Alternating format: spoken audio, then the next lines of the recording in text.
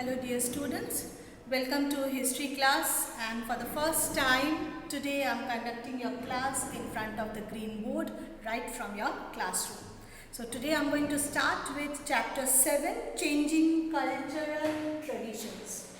Okay, now what do we actually mean by changing cultural traditions? In this chapter we will learn that in Europe there was a huge change in the art, architecture, literature, and the basic reason for the entire change in the culture and the tradition was because there was a change in the mindset of people. In the next classes we will be talking about what do I actually mean by the changing of the mindset. But let us just today see that what was the scenario of European cities and towns and what do we actually mean by the changes. The first thing we are going to learn about is the revival of Italian cities. Now why revival of Italian cities? Revival, as you can say, that revival means changes, revived, to come back into life. Now from 14th to 17th century, after the declination of the Roman Empire, the cities of Europe were totally devastated. They got ruined, the entire cities got ruined, there were invasions, people from outside, they came up, and the art and architecture somehow lost its importance. Moreover, when the new type of social structure came into being, as we have already studied in chapter 6, that the orders were there, the feudal system was there. So under the feudal system, people started thinking that if I am residing in an urban area, that means I am civilized. And there was a thought process going on that if a group of people belong to a rural area, that means they are uncivilized. So a lot of changes were needed, and how these changes took place, how did Italy revived? Let me tell you. The first thing, that after the fall of Roman Empire, many towns which were the political and cultural centers were revived. Political centers means that all the head of the political parties or the group of the people who were in control of the government, they used to reside. And suppose if they are sitting, for example, if you talk about our country, when the leading party or the government is residing at New Delhi, so it is obvious that around areas will get revived. They will work first in and around area. Similarly, if there is a cultural, city or town which is very, very important, so to, development in that cultural city or town will also takes place.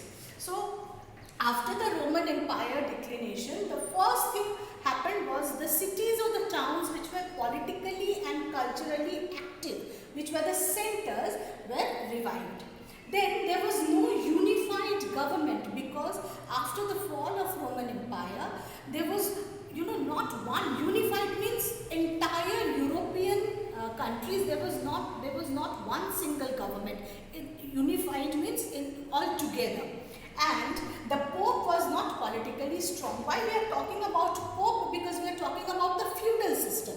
And as per the feudal system, the first order, the clergies, the head of the clergies, the Pope, is supposed to be the leader or the head. So, but he was there, but he was not politically strong. To control your entire land, you need to have that strength, you need to have that power. You might be having the religious power, but political power was not there. So people were deprived of the, many things.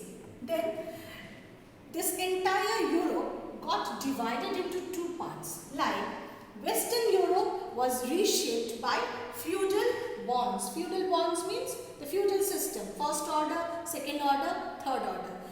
Western Europe got divided or reshaped by the feudal bonds. But just opposite, the Eastern Europe was under the Islam and created common civilization. Now this religion created a different kind of civilization for the Eastern Europe. So this is clear that the Western Europe feudal system was there. there, but in the Eastern Europe, because of the leading religious community, which is Islam, there was a altogether different kind of civilization. Now, Italy was weak and fragmented. Fragmented means totally divided into parts. And these developments means the developments which were taking place in Eastern and Western Europe helped Italy to revive itself. How? Let us see more about it. With the expansion of trade between Byzantine Empire and the Islamic countries, both Eastern and Western. So now I think after we have learned about the Roman Empire, this thing is clear. So Byzantine Empire and the Islamic countries, there was trading going on. When there will be trades, always remember, first thing, the ports will get highlighted. The places from where the materials are carried to the port, the transportation facilities will improve.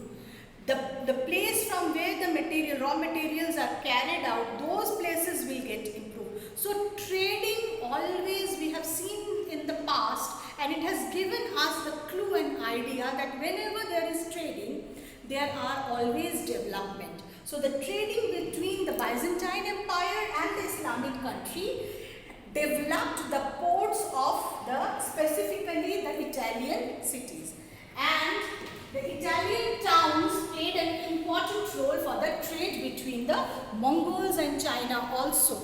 Though we have as per 2020 the new syllabus, the chapter 5, the Mongols have been totally deleted from your syllabus.